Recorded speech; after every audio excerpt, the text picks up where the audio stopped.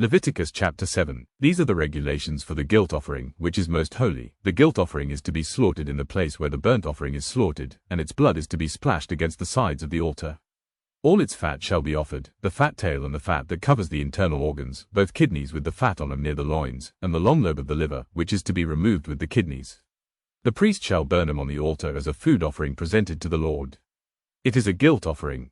Any male in a priest's family may eat it, but it must be eaten in the sanctuary area. It is most holy. The same law applies to both the sin offering and the guilt offering. They belong to the priest who makes atonement with them. The priest who offers a burnt offering for anyone may keep its hide for himself. Every grain offering baked in an oven or cooked in a pan or on a griddle belongs to the priest who offers it, and every grain offering, whether mixed with olive oil or dry, belongs equally to all the sons of Aaron.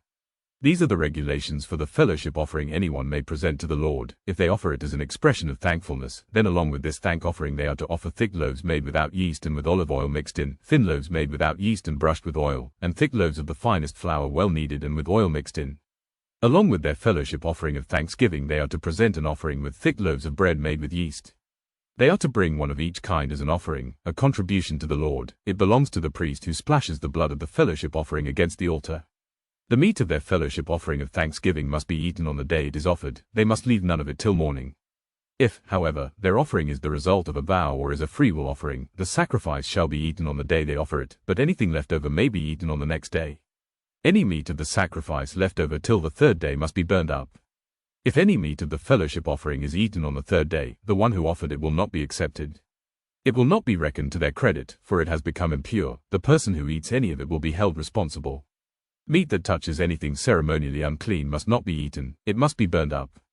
As for other meat, anyone ceremonially clean may eat it.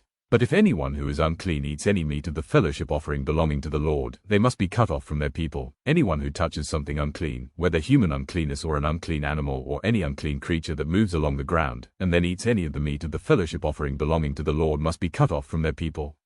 The Lord said to Moses, "Say to the Israelites, do not eat any of the fat of cattle, sheep or goats. The fat of an animal found dead or torn by wild animals may be used for any other purpose, but you must not eat it. Anyone who eats the fat of an animal from which a food offering may be presented to the Lord must be cut off from their people. And wherever you live, you must not eat the blood of any bird or animal. Anyone who eats blood must be cut off from their people." The Lord said to Moses, "Say to the Israelites, anyone who brings a fellowship offering to the Lord is to bring part of it as their sacrifice to the Lord.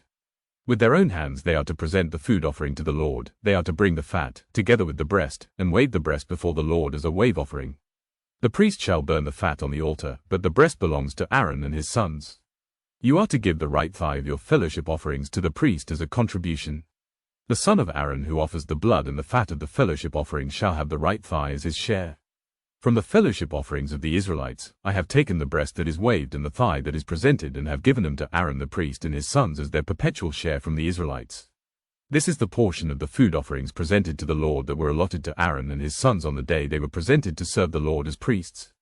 On the day they were anointed, the Lord commanded that the Israelites give this to them as their perpetual share for the generations to come. These, then, are the regulations for the burnt offering, the grain offering, the sin offering, the guilt offering, the ordination offering and the fellowship offering, which the Lord gave Moses at Mount Sinai in the desert of Sinai on the day he commanded the Israelites to bring their offerings to the Lord.